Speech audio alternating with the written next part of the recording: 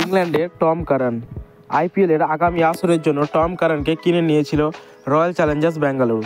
বর্তমানে অস্ট্রেলিয়ার ঘরোয়া খেলা বিগ ব্যাশ লিগের ফ্র্যাঞ্চাইজি সিডনি সিক্সারের হয়ে খেলছেন এই ইংলিশ পেসার টম কারান।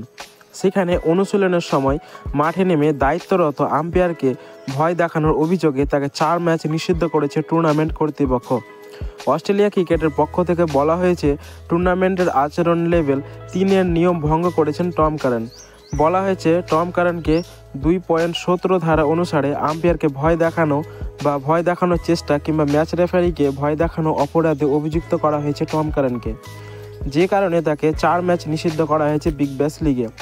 তবে কর্তৃপক্ষের এমন সিদ্ধান্তের বিরুদ্ধে আপিল করবে কারানের সিডনি সিক্সার্স টিম। তাদের দাবি, টম কারান জেনে শুনে বা ইচ্ছাকৃতভাবে এই কাজটা করেনি। ঘটনাটি ঘটেছে গত 11 ডিসেম্বর হবার্ট হ্যারিকেন্সের বিপক্ষে ম্যাচ শুরুর আগে।